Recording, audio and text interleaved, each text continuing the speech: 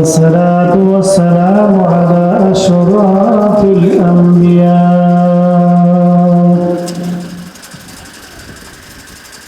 وعلى آله وصحابه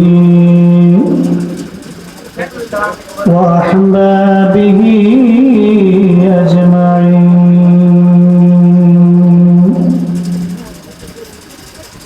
أما بعد فقد قال الله تعالى في كلامه المجيد وفي فرقانه الحميد.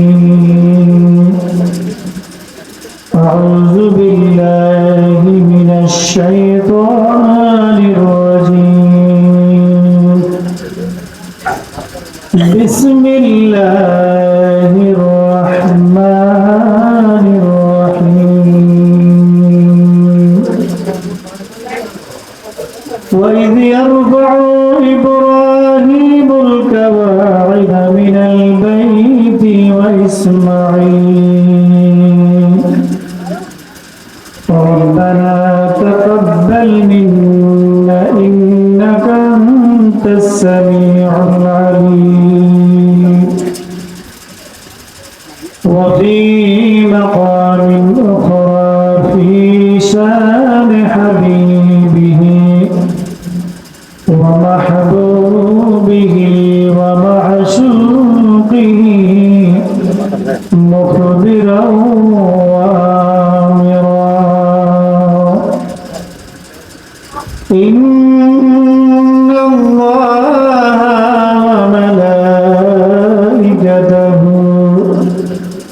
يصلون على النبي يا أيها الذين آمنوا صلوا عليه وسلموا تسليما. اللهم صل سيدنا مولانا محمد وعلى آله سيدنا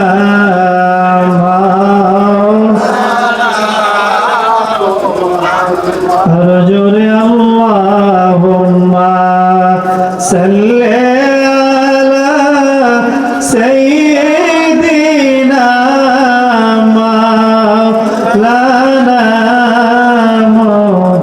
محمد وعلى آله سيدنا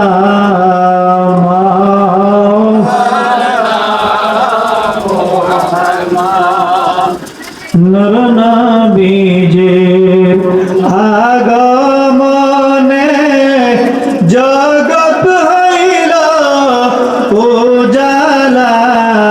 নূর নবীজির আগমনে জগৎ হইল উজালা। মধুর নামটি জপন কর, মধুর নামটি জপন কর। ওহে আশিকিনীরা লাই আল্লাহুম্মা সাল্লি আলা সাইয়্যিদিনা মাওলানা মুহাম্মদ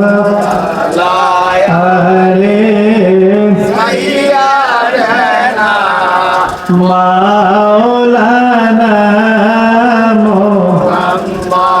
আল্লাহ তুমি দয়া করো, নসিব করো মদিনা। আল্লাহ তুমি দয়া করো, নসিব করো মদিনা। নূর নবীকে না দেখায়া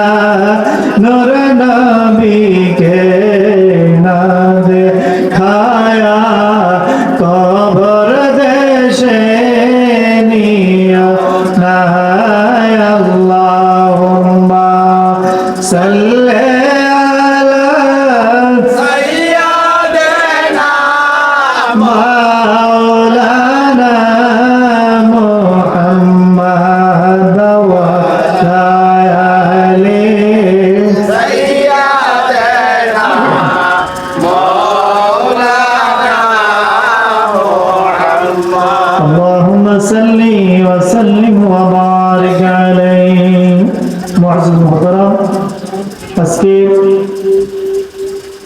এই পবিত্র মাস রবিউল আউয়ালের প্রথম দিকে পবিত্র ঈদ মিলাদুন নবী সাল্লাল্লাহু আলাইহি ওয়াসাল্লাম উপলক্ষে হুসাইনিয়া গাউসিয়া নুরানিয়া সুন্নি হাদিস মাদ্রাসার উদ্যোগে পবিত্র ঈদে মিলাদুন নবী সাল্লাল্লাহু আলাইহি ওয়াসাল্লাম মাহফিলের সম্মানিত শ্রদ্ধাভাজন সভাপতি উপস্থিত আজকের মাহফিলে যিনি প্রধান আকর্ষণ প্রধান অতিথি পীর তরিকত রহনুমায়ে শরীয়ত হাজি দ্বীন মিল্লাত মুফতি কাজী আইনুল মুস্তাফা আল কাদির সাহেব মাদ্দাজিল্লাহুল আলিয়া উপস্থিত ওলামায়ে আহলে সুন্নাত ওলামা আহলে দ্বীন হক মৌলবী বাবারা যুবক ভাইরা পর্দার অন্তরালে অবস্থানরত আমার মা ও বোনেরা সর্বপ্রথম আল্লাহ রাব্বুল ইজ্জতের দরবারে লক্ষ কোটি শুকরিয়া জ্ঞাপন করছি যে মহান রব্বুল আলামিন আজকে আপনি আমাকে পৃথিবীর অন্য কোনো জাহান্নামী অনুষ্ঠানে না নিয়ে এই নূরানি ঈমানি সুন্নি মাহফিলে আসার এবং বসার মতো সুযোগটুকু দিয়েছেন সেই জন্য শুকরিয়া দান সকলে মহব্বতে বলে আলহামদুলিল্লাহ।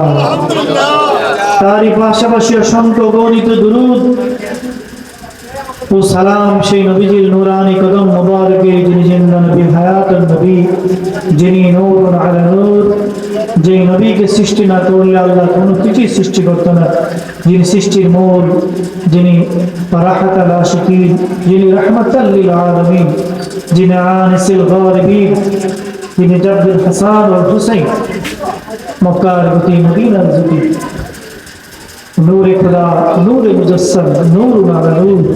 সেজন্য সকলে আবার বলে আলহামদুলিল্লাহ। বাবারা ভাইরা, এতক্ষণ পর্যন্ত ওলামায়ে কেরামের জবান থেকে আপনারা শান রিসালাতের উপরে বিশেষ করে ঈদে মিলাদুন নবী সাল্লাল্লাহু আলাইহি সাল্লামের গুরুত্ব সম্পর্কে আপনারা বয়ান শুনেছেন, আলোচনা শুনেছেন। যদি আমল করা হয় তাহলে অল্প আলোচনায় যথেষ্ট, যেটা বলে ঠিক না ঠিক। আমল যদি থাকে আর আমল যদি না থাকে, যদি সেটা অন্তরে প্রবেশ না করে, সারা রাত ভর ওয়াজ শুনলেও কোনো ফায়দা হবে। এই মাসটা হলো রবিউল আউয়াল মাস। কি মাস? রবিউল আউয়াল। কি মাস? একটু জোরে বলতে হবে, কোন মাস? রবিউল আউয়াল মাস। এই মাসটা অন্যান্য মাসের চাইতেও দাম বেশি না কম? বেশি না কম? বেশি। তার কারণ এই মাসে রাহমাতাল লিল আলামিন হুজুরে নূর সাল্লাল্লাহু আলাইহি ওয়াসাল্লাম এই ধরাধামে আগমন করেছে। যদি বলি সুবহানাল্লাহ। কিতাবের মধ্যে আসছে যেই রাত্রে আল্লাহর নবী পৃথিবীতে আগমন করেছেন, যেটাকে লাইলাতুল মিলাদ বলা হয়, নবীর আগমনের রাত্র লাইলাতুল মিলাদ। ওই মিলাদের রাত্রকে পৃথিবীর অন্য অন্য রাত্রের চাইতেও আরো মর্যাদা, আরো শ্রেষ্ঠ ঘোষণা করা হয়েছে। যদি বলি সুবহানাল্লাহ। আমরা বিভিন্ন সময় বিভিন্ন অনুষ্ঠান পালন করি, বিভিন্ন রাত্রে ইবাদতবন্দি করি, যেরকম লাইলাতুল কদর, লাইলাতুল বারাত, ঠিক না? লাইলাতুল জুমআ, লাইলাতুল ঈদুল ফিতর, লাইলাতুল ঈদুল আযহা ইত্যাদি রাত্র আমরা বিশেষ বিশেষ ইবাদতবন্দির মধ্যে কাটাই। যেটা বলেন ঠিক না ঠিক? আবার লাইলাতুল কদর সম্পর্কে কোরআনে বলা হয়েছে লাইলাতুল কদর খায়রুম মিন আলফি শাহর। ওই মাসটা 1000 মাসের চাইতে আর বেশি উত্তম, আর বেশি মর্যাদাবান। হিসাব করলে 83 বছর 4 মাস। 83 বছর। কিন্তু কিতাবের মধ্যে আসছে যে এই লাইলাতুল কদরের চাইতে আরো বেশি মর্যাদাবান রজনী হলো লাইলাতুল মিরাজ, যেই রজনীতে আল্লাহ নবী আগমন করেছে। সুবহানাল্লাহ। তাহলে কেন? কারণ যেই নবী না আসলে লাইলাতুল কদর পেতাম না, যেই নবী না আসলে লাইলাতুল বরাত পেতাম না, যেই নবী না আসলে ঈদুল ফিতর পেতাম না, যেই নবী না আসলে ঈদুল আজহা পেতাম না, যেই নবী না আসলে আমরা এই জুমা পেতাম না, যেই নবী না আসলে আমরা এই রমজান পেতাম না, যেই নবী না আসলে কোরআন পেতাম না। ওই নবী যে রজনীতে আগমন করেছে, ওই রজনীটাই হলো সর্বশ্রেষ্ঠ রজনী। আমাদের দেশে অনেক মানুষ বিভিন্ন রকম ফতোয়া দেয় যে ঈদ মিলাদুন নবী যারা পালন করে, যে এই ঈদ মিলাদুন নবী রবিউল আউয়াল মাসের 12 তারিখ আমরা পালন করি, আবার এই রবিউল আউয়াল মাসের 12 তারিখ নবীর ইন্তেকাল ছুটিত হয়ে হয়েছে কিনা। তারা তাদের যুক্তি যে যেদিন নবী আগমন করেছে ওই দিন নবী ইন্তেকাল করেছে, এই তারিখে একই তারিখে নবীর আগমন এবং ইন্তেকাল। সুতরাং আগমন আর ইন্তেকাল যেহেতু এক তারিখ, ওই দিন ঈদ পালন করা যাবে না। জরুরি না।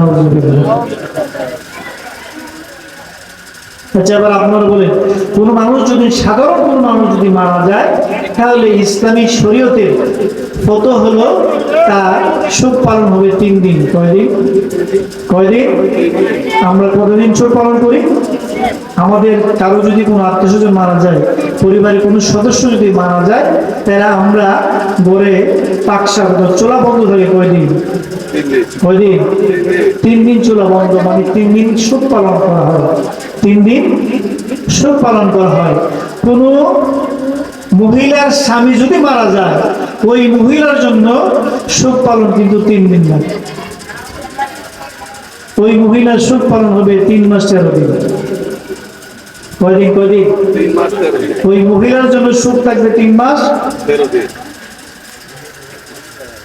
আর সাধারণ কোন মানুষ যদি মারা যায়, তাহলে শোক পালন হবে 3 দিন। কয়দিন?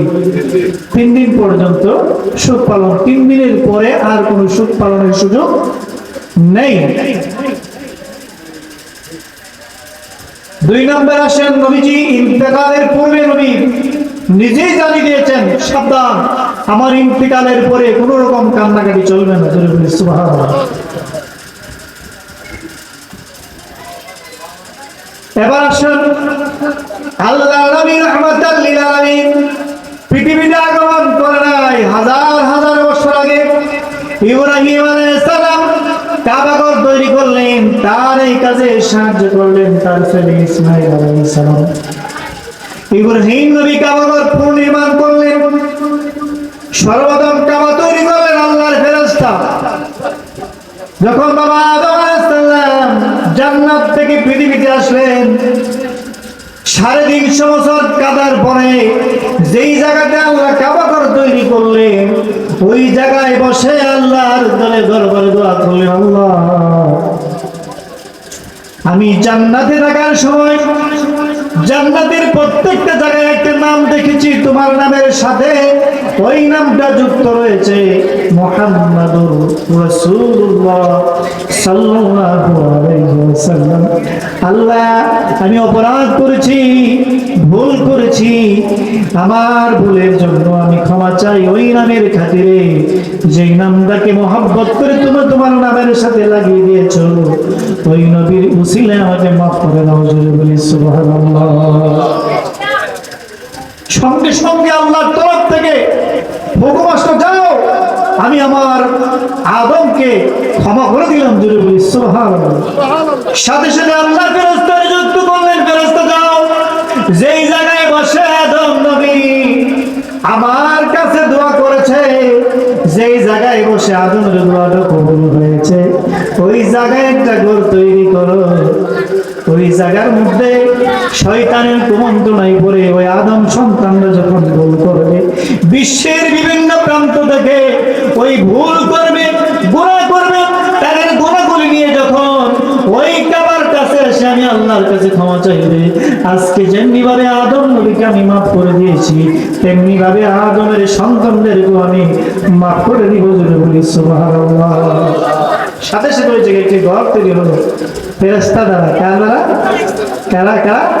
ফেরেশতারা ওই জায়গায় একটি ঘর তৈরি করলেন যেটা কাবা, জোরে বলি সুবহানাল্লাহ। পরবর্তীতে নূহ আলাইহিস সালামের প্লাবনে কাবার ঘর কিছুটা ক্ষতিগ্রস্ত হয়েছে। ইব্রাহিম আলাইহিস সালাম আবার পুনরায় নির্মাণ করলেন, জোরে বলি সুবহানাল্লাহ।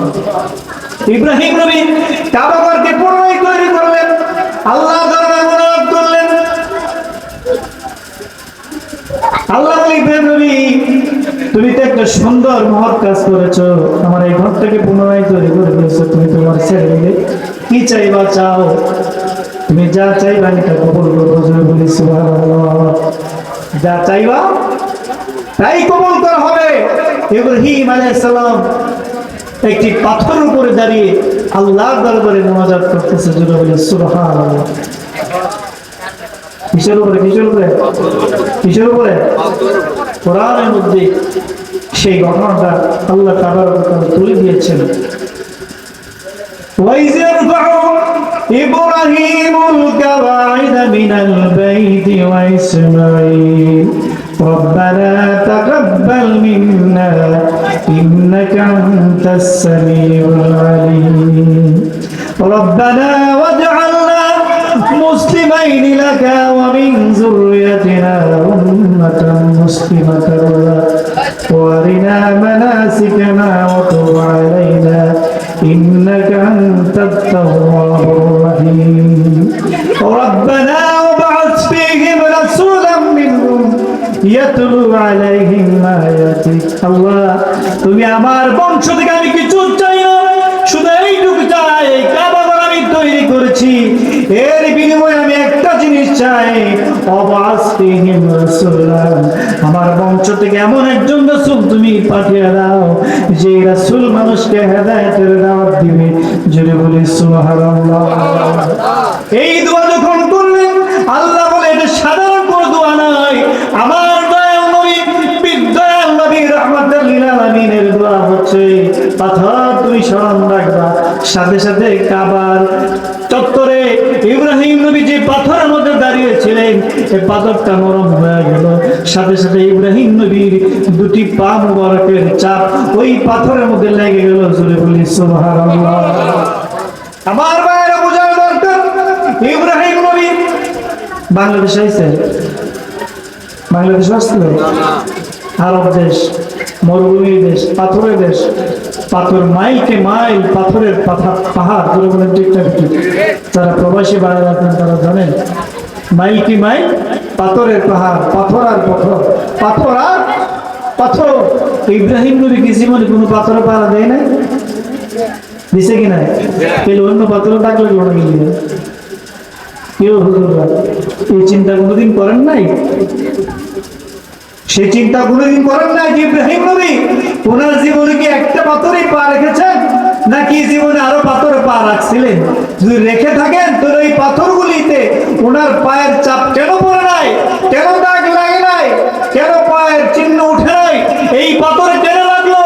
এই পাথরে লাগার কারণ ওই পাথরে দাঁড়িয়ে ইব্রাহিম নবী আল্লাহর দরবারে দোয়া করেছিল, আল্লাহ এই কাবা ঘর আমি তৈরি করেছি, এর বিনিময়ে তোমার দরবারে আমি একটা ফরিয়াদ জানাই যে তুমি আমার বংশ থেকে একজন নবী পাঠায় দাও, জোরে বলি সুবহানাল্লাহ। সাথে সাথে পাথর নরম হয়ে এই পাথরের মধ্যে দাগ লেগে গেল, আল্লাহর হুকুম জারি হয়ে গেল, যাও যারা কাবা ঘর তওয়াফ করবে কাবা ঘর তওয়াফের পরে ওই পাথরকে সামনে রেখে সে 2 রাকাত নামাজ ওয়াজিব আদায় করতে হবে, জোরে বলি সুবহানাল্লাহ। এটা হলো ঈদে মিলাদ নবী, জোরে বলেন ঠিক না? এটাই ঈদে মিলাদ নবী।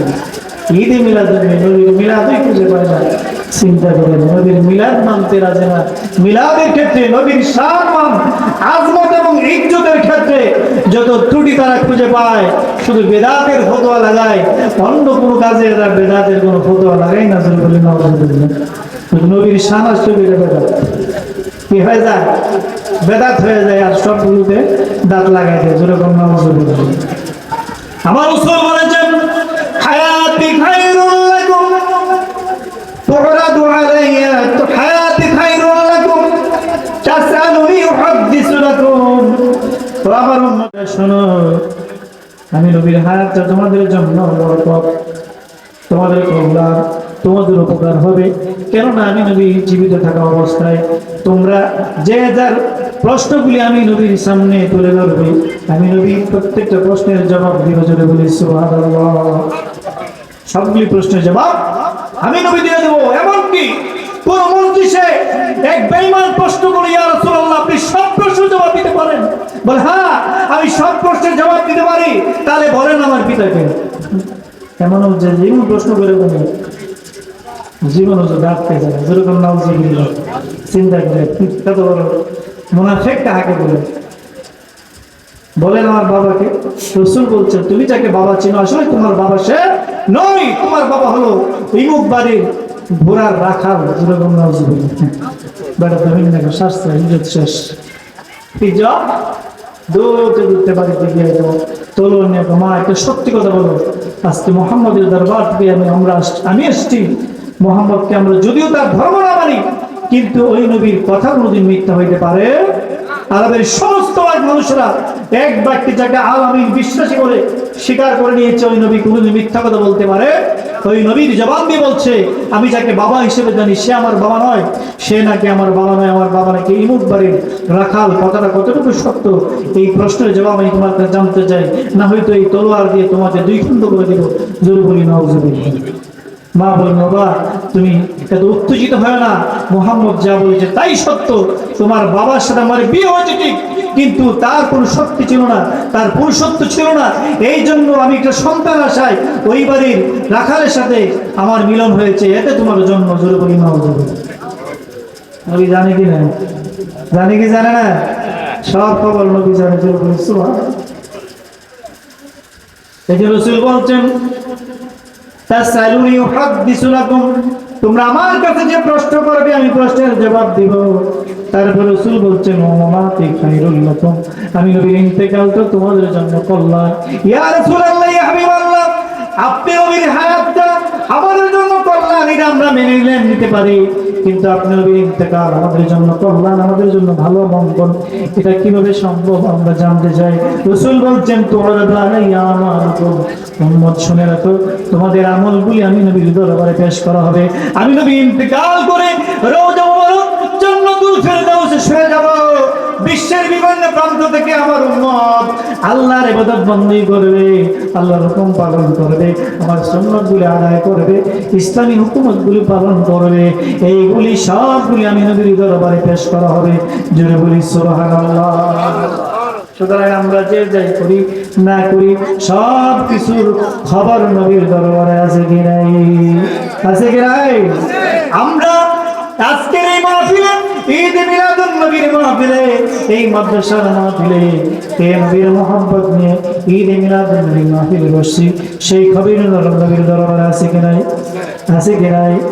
ওয়া ইয়াকুনু রাসূলু আলাইকুম শাহীদা, এই আয়াতের তাফসীরের মধ্যে আছে ওয়া আলা মান আমানা বিল ঈমানি ওয়া আলা কাফারা বিল কুফরি ওয়া আলা মান নাফাকা মিন নিফাকি। একজন ঈমানদারের ভিতরে কি পরিমাণ ঈমান, একজন কাফেরের ভিতরে কি পরিমাণ কুফরি আছে, একজন মুনাফিকের ভিতরে কি পরিমাণ নিফাক আছে, সব কিছুর খবর নবী জানে। জোরে বলি সুবহানাল্লাহ। সুতরাং কে নবীর মুহাব্বত নিয়ে এই মাহফিলে বসে রয়েছে সেই খবর নবীর দরবারে আছে।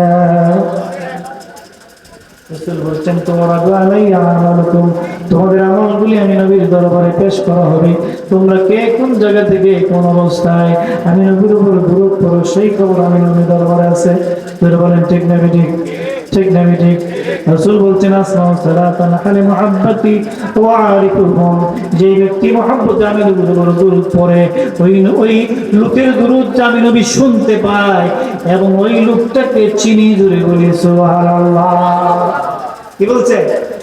আসমাউ সালাতান আহলে মুহাব্বতি ওয়া আরিফুহুম, যেই ব্যক্তি মুহাব্বতে আমি নবীর উপর সালাতু সালাম পড়ে ওই লোকের সালাতু সালাম আমি নবী শুনতে পাই। জোরে বলি সুবহানাল্লাহ। শুধু তাই নয়, ওয়া আরিফুহুম, তাকে আমি চিনি। জোরে বলি সুবহানাল্লাহ। তার মানে দুরূদ শরীফের মাধ্যমে নবীর কাছে পরিচয় হয়ে যায়।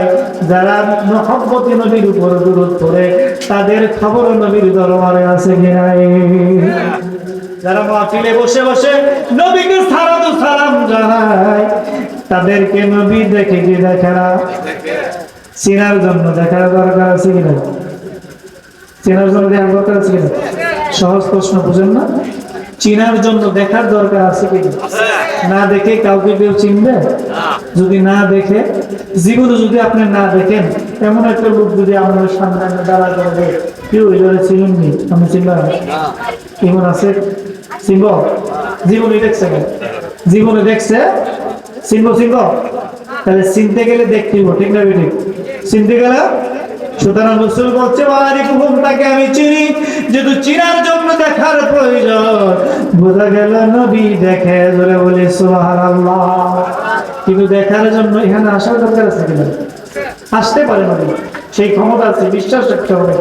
নবী বিশ্বের যে কোনো জায়গায়, যে কোনো মুহূর্তে যাইতে পারে, জোরে বলি সুবহানাল্লাহ। তাহলে দেখবার লাগে, চিনবার লাগে, হ্যাঁ হওয়ার দরকার নেই, ঠিক না? নবীর জন্য কোনো পর্দা নাই, রওজা মুবারক জান্নাতুল ফেরদাউস শুয়ে আল্লাহ নবী সারা বিশ্বটাকে দেখতে পায়। যেমনি ভাবে রাসূল বলছে, আল্লাহ আমার জন্য সমস্ত পৃথিবীর পর্দাকে উঠিয়ে দিয়েছেন, আমি সমস্ত পৃথিবীর সবকিছু দেখতে পারি আমার হাতের তালুর মতো, জুড়ে বলি সুবহানাল্লাহ। সুতরাং রওজাটাকে নবী আপনি আমাকে দেখে, জুড়ে বলি সুবহানাল্লাহ। আপনি আমাকে দেখেছেন, জুড়ে বলি সুবহানাল্লাহ।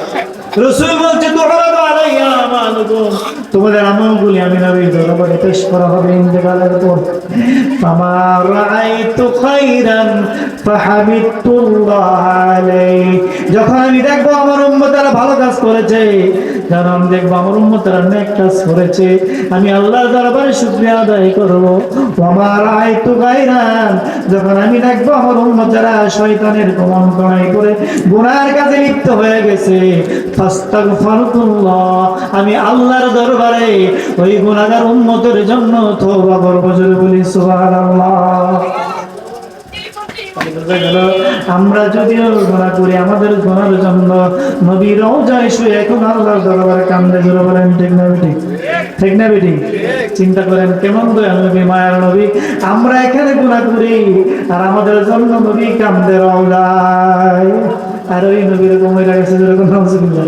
চিন্তা করছেন কি মুসলমান, কেমন তাদের ঈমান, যে নবী আমার জন্য, আমাদের জন্য রওজায় শুয়ে শুয়ে আল্লাহর দরবারে মাফ চায়, আল্লাহ আমার উম্মত বুঝে নাই, মাফ করো। আর হ্যাঁ কোন নবী তো মরে গেছে, যেরকম নাউজুবিল্লাহ। কত বড় শয়তান, চিন্তা করেন। এদের পিছনে নামাজ হবে? নামাজ হবে, কারণ ঈমানের মধ্যে ঘুরে ধরে ফেলেছে। কি ধরে ফেলছে? ঈমানের বাজারে আগুন লেগে গেছে, ঈমানকে বরবাদ করে ফেলছে। নবীর মুহাব্বত নাই, নবীর মায়া নাই, নবীকে হায়াতুন নবী মানে না, জিন নবী মানতে রাজি না, নবীর হাজির নাজির মানতে রাজি না, নবী গায়েবের খবর দেন আমরা মানতে রাজি না, ঠিক না বেঠিক? সুতরাং আমরা নবীকে হায়াতুন নবী, জিন্দা নবী মানি। নবী এখনো রওজায় শরীর মুবারকে জীবিত, জোরে বলে সুবহানাল্লাহ। রোজা আবার কেমনে? কবরের ভিতরে তো কোনো আলো বাতাস জানা, এদের মধ্যে তো কোনো অক্সিজেন নাই, কেউ এদের মধ্যে বাঁচা কেমনে? এই প্রশ্ন করতে পারে কিনা? বলে কবরের ভিতরে কোনো সিঁদুর নাই, টিউন নাই, আলো বাতাস কেমনে যায়, কেমনে ঢুকে কেমনে বাইরে হয়? কি ব্যাখ্যা? চিন্তা করেন, কবরের ভিতরে আমরা মানুষ দিই, মন পেরে নাকি ফেরেশতা কবরে যায় কি যায় না? যায় কি যায় না? কোন দরজা মধ্যে আসিল? কবর করার সময় কোন সিদ্ধির মধ্যে করছে আমরা? এই পর্যন্ত কে করছে? বল মনটা নিয়ে হাই লাগে, ডুববার লাগে একটা সিঁদুর করে দিয়ে, রে এটার ভিতরে মনটা নিয়ে হামাই ফোনে নাউজুবিল্লাহ করছে কেউ? তাহলে কি মনটা নিয়ে যাইতে পারে না? মনে যাইতে না নাকি? না কবরে মনটা নিয়ে যাইতে পারে কিনা? যায় কিনা? তাহলে মনটা নিয়ে ফেরেশতা যদি কবরে যাওয়ার ক্ষমতা থাকে, নবী রওজায় জীবিত থাকতে পারে কি পারে না? চিন্তা করেন, বোঝের বোঝ, কিসের বোঝ? বোঝার। সুতরাং নবী হায়াতুন নবী, জিন্দা নবী, নবীর উপর বেশি বেশি করে, বিশেষ করে এই মাস ঈদে মিলাদুন নবীর মাস, খুশির মাস, এই খুশির মাসে বেশি বেশি নবীর উপর দুরূদ শরীফ পড়বেন, বেশি বেশি মিলাদুন নবীর আয়োজন করবেন। বাবা একটা চিন্তা করে, খ্রিস্ট খ্রিস্টানদের বড়দিন হলো ডিসেম্বর মাসে। এই খ্রিস্টানরা ডিসেম্বর মাস আসলে ডিসেম্বর মাসের 1ম তারিখ তাদের বাড়িঘর আলোকসজ্জা করে। প্রশ্ন করা হলো, আপনারা আলোকসজ্জা কেন করেন? আপনাদের বড় তারিখ তো ডিসেম্বরের শেষ দিয়ে 25 তারিখ, আপনি 1 তারিখ কেন আলো লাগাইলেন? ঘরের ভিতরে কেন সুন্দর লাইটিং করলেন? খ্রিস্টানরা জবাব দেয়, আমি আমার বাচ্চাদেরকে শিক্ষা দেয় যে এই মাসটা আমাদের জন্য বড়দিনের মাস। খ্রিস্টানরা কারা কারা কারা? খ্রিস্ট ধর্মের লোকেরা। তারা এই খ্রিস্টানদের যে বড়দিন ডিসেম্বর মাসে পালন করে 25 তারিখ, এই হিসাবে প্রত্যেকটা খ্রিস্টান পরিবার ডিসেম্বর মাসের শুরুতেই তাদের ঘরগুলিকে আলোকসজ্জা করে, বিভিন্ন লাইটিং এর ব্যবস্থা করে। কারণ তারা বাচ্চাদেরকে শিক্ষা দেয় যে এই মাসটা হলো আমাদের বড়দিন। আর আমরা মুসলমান কথা দিয়ে নাক ডেকে ঘুমাই, চিন্তা করেন নাক ডেকে কিনা ঈদ মিলাদুন নবীর মাস আইলে অনেক মুসলমানের মনে আগুন লেগে জায়গা, মানে সুলকানি উঠে জায়গা। ইলিগা এই মাসটা এলো, এই মাসটা না এলে ভালো আছে, যেরকম ঠিক না বেটি? তারা মনে কষ্ট দেখবেন, হাত পা ধরে ঘরের ভিতরে বয়ে থাকবে। আর এই দিন আল্লাহ রাব্বুল আলামিন আসমান জমিন সবকিছু সাজিয়ে দেন। ফেরেশতাদের হাতের মধ্যে তারকা লাগিয়ে দিলেন, যাও ফেরেশতারা আমার বন্ধু নবীর আগমনে তোমরা খুশি উদযাপন করো, জোরে বলি সুবহানাল্লাহ। আমরা মুসলমান ঘরের ভিতরে দরজা বন্ধ করে নাক থেকে ঘুমাই আর আশা করি জান্নাতে যাবো, যেরকম নাউজুবিল্লাহ। আর আশা করি আসলে ময়দানে নবী সুপারিশ পাইব, যেরকম নাউজুবিল্লাহ। এরকম মুসলমান আছে কি নাই? আছে কি নাই? কষ্ট গেছে না? মনে মনে রাগ হয়েছে বাবার বাড়ির আল্লাহ রাব্বুল আলামিন ঈদ মিলাদুন নবী, নবীর মিলাদ আয়োজন করেছে ফেরেশতাদের জগতে। কোথায় কোথায়? রূহের জগতে, আলমে আরোহায়, আলমে আরোহা, রূহের জগৎ। পৃথিবীর সৃষ্টি অনেক অনেক আগে এই রূহের জগতে আল্লাহ তাবারক ওয়া তাআলা সর্বপ্রথম ঈদ মিলাদুন নবী মিলাদ আয়োজন করেছেন। আল্লাহ প্রশ্ন করেছেন, আলাস্তু বিরাব্বিকুম, আমি কি তোমাদের প্রভু নই? রূহদের কাছে এই প্রশ্ন চললে আল্লাহ রাব্বুল আলামিন সর্বপ্রথম আপনি আমার নবী জবাব দিল, ক্বালু বালা, অবশ্যই আপনি আমাদের রব। 2 নম্বর ঈদ মিলাদুন নবীর আয়োজন করছে আল্লাহ সমস্ত নবী রাসূলদের রূহদেরকে নিয়ে। এখানে সমস্ত শ্রোতারা হলেন নবী রাসূলদের রূহ, আর বক্তা হলেন স্বয়ং আল্লাহ রাব্বুল আলামিন, জোরে বলি সুবহানাল্লাহ। বক্তা কারা? মাহফিলের ছোট মুড়ু, মাহফিলের ছোট মুড়ু মাহফিল মনে, যেখানে আল্লাহ স্বয়ং অতিথিকে আল্লাহ রাব্বুল আলামিন, আর এখানে শ্রোতা হলো সমস্ত নবী এবং রাসূলদের রূহ মুবারক, জোরে বলি সুবহানাল্লাহ।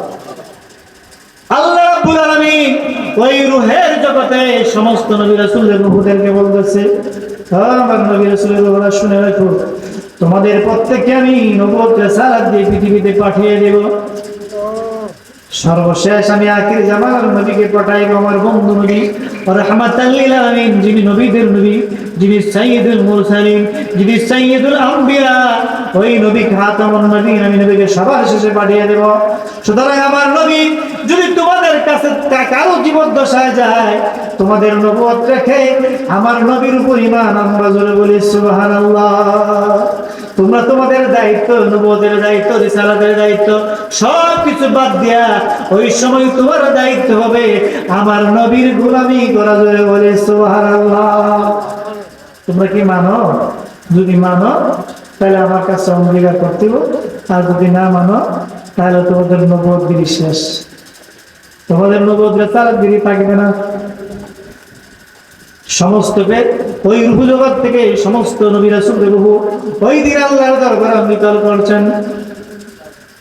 আপনারা না আমরা মেনে নিলাম, আমরা আপনার ওয়াদা, আপনি যে ওয়াদা করেছেন, আজকে আমরা সবাই এক বাক্যে স্বীকার করে নিলাম।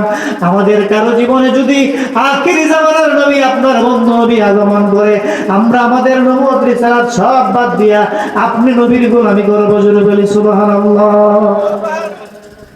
আপনার নবীর গোলামি করব।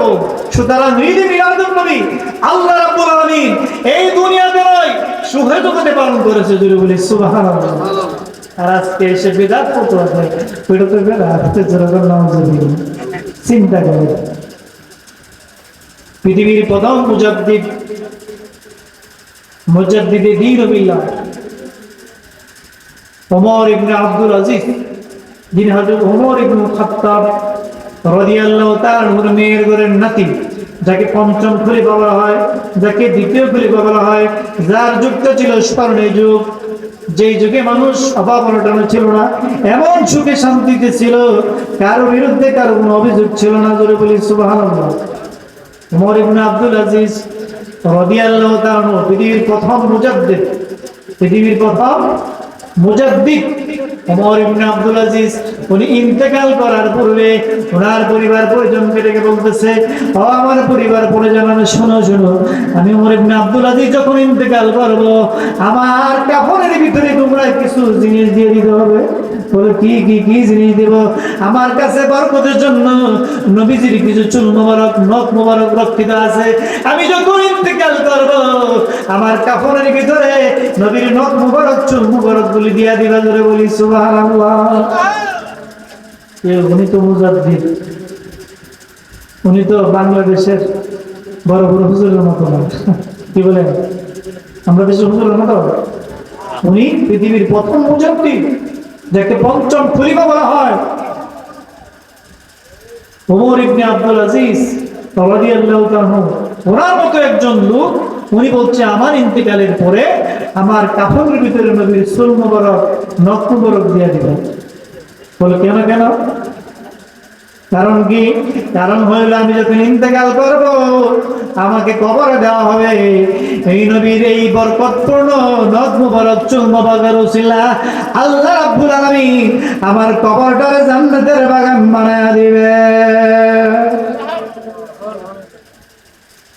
যদি আজকের জামানার মৌলবী হইতো, তুলে বলে এটা দেখা কি গেল, আজকের জামানার মৌলবী যদি থাকতো ওই সময়, তাহলে বলো হুজুর এটা আপনার ঠিক হতো না, বলে গেলে বললো না, গুলো নেই, বললো এটা তো সাহাবেরা করছে না, তাবিনটা করছে না, আপনি গিলিয়া করতেন, বললো না। সুতরাং নবীর এষ্ট ভালোবাসা, মহব্বত, এটা অন্তরের বিষয়। ধরে বলেন ঠিক না বেটি?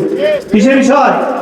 অন্তরের ভিতরে যদি নবীর এষ্ট ভালোবাসা, মহব্বত না থাকে, হাজার ইবাদত বন্দেগী করলেও আল্লাহর দরবারে কবুল হবে না। পড়ুন লা ইলাহা ইল্লাল্লাহ, লা ইলাহা ইল্লাল্লাহ, লা ইলাহা ইল্লাল্লাহ, লা ইলাহা ইল্লাল্লাহ, লা ইলাহা ইল্লাল্লাহ, লা ইলাহা ইল্লাল্লাহ, লা ইলাহা হাসবি রাব্বি জাল্লা লা মা ফি কলবি গায়রুল্লাহ, হাসবি রাব্বি জাল্লা লা মা ফি কলবি গায়রুল্লাহ, নূর মুহাম্মদ সাল্লাল্লাহু লা ইলাহা ইল্লাল্লাহ, লা ইলাহা ইল্লাল্লাহ, লা ইলাহা ইল্লাল্লাহ, লা ইলাহা ইল্লাল্লাহ, লা ইলাহা ইল্লাল্লাহ, লা ইলাহা ইল্লাল্লাহ, লা ইলাহা লা ইলাহা লা ইলাহা ইল্লাল্লাহু মুহাম্মাদুর রাসূলুল্লাহ সাল্লাল্লাহু আলাইহি ওয়াসাল্লাম قرة عيني بك يا رسول الله صلى الله عليه وسلم قرة عيني بك يا رسول الله বাবার বাইরে বলতেছিলাম ঈদ মিলাদুন নবী ঈদ মানে খুশি ঈদ মানে আনন্দ ঈদ মানে কি খুশি ঈদ মানে আনন্দ ঈদ মিলাদুন নবী নবীর জন্মে নবীর আগমনের খুশি বোঝা গেল কিনা অর্থটা বোঝার দরকার আছে কি নাই দরকার আছে কি নাই ঈদ মানে খুশি ঈদ মানে খুশি ঈদ মানে আনন্দ ঈদ মানে খুশি ঈদ মানে আনন্দ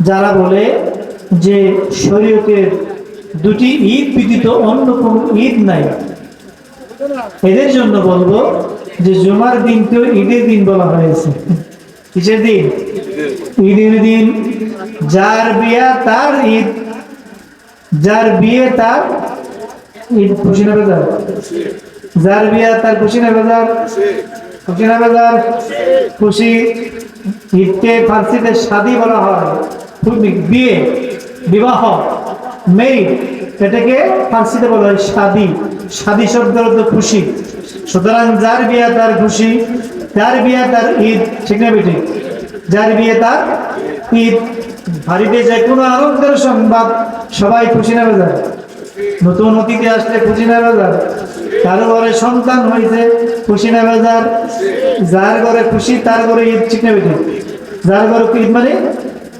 ভাষাগত যদি আমরা চিন্তা করি যদি ভাষাটা আমরা চিন্তা করি ল্যাঙ্গুয়েজটা যদি আমরা রিচার্জ করি লফজ যদি আমরা তাহাকিক করি এই লফজগুলি যদি আমরা তাহাকিক করি তাহলে বোঝা যাবে যে যার ঘরে আনন্দ তার ঈদ তার ঘরে ঈদ যার ঘরে আনন্দ তার ঘরে সমস্যা আছে সমস্যা আছে তার ঘরে যদি কোনো খুশির সংবাদ আসে ঠিক না যে একজন বিদেশ গিয়া ভালো একটা চাকরি পেয়েছে মাসে 1 লক্ষ টাকা করে তার জন্য খুশি নেবে যায় তার ঘরে ঈদ না খুশি মানে কি খুশি মানে কি ঈদ ঈদ মানে সহজ বিষয় সহজ বিষয় সুতরাং যার ঘরে ঈদ যার ঘরে খুশি তার ঘরে ঈদ যার বিয়ে তার ঈদ এই জন্য জুমাবারকে ঈদের দিন বলা হয়েছে আরাফার দিন ঈদের দিন বলা হয়েছে সুতরাং শরীয়তের শুধু দুটি ঈদ নয় এছাড়াও ঈদ আছে যারা বলেন ঠিক না ঠিক আছে কি নাই যদি ঈদের শরীয়তের ঈদের পরে আরো কোন ঈদ হয় তাহলে আমরা ঈদুল ফিতর ঈদুল আজহার কোনো সমস্যা আছে সমস্যা আছে যদি কোনো সমস্যা হইতো যে এই নতুন একটি ঈদ বের কারণে ঈদুল ফিতর বাদ গেছে তাইলে হ্যাঁ সমস্যা হইতো সুতরাং ঈদুল ফিতর ঈদুল আজহা ঠিক আছে এর বাইরে যদি আমরা ঈদ করি কোনো সমস্যা নাই যেটা বলেন ঠিক না বেটে ঠিক না বেটে সুতরাং ঈদ মানে খুশি ঈদ মানে আনন্দ ঈদে মিলাদুন নবী মানে নবীর আগমনের খুশি নবীর আগমনে আনন্দ উদযাপন করা এটাই ঈদ এটাই খুশি এটাই ঈদে মিলাদুন নবী এটা নতুন কোনো বিষয় নয় সাহাবায়ে কেরাম তো সেই ঈদে মিলাদুন নবী পালন করেছেন আপনার তাবেঈনরা পালন করেছেন তাবেঈনরা পালন করেছেন আইয়ুম মুস্তাহিদিনরা পালন করেছেন খোলাফায়ে রাশিদিনরা পালন করেছেন আউলিয়া কেরামরা পালন করেছেন তারপর আইয়ুম মুস্তাহিদিনরা পালন করেছেন মুতাকাদ্দিমিন মুতাআক্কিরিন সহ যুগে যুগে কালে কালে ওলি আমদাল গাউস কুতুব পীর দরবেশ সহ সমস্ত মুমিনরা ঈদে মিলাদুন নবী পালন করেছেন যারা বলেন সুবহানাল্লাহ সুবহানাল্লাহ নারায়ে তাকবীর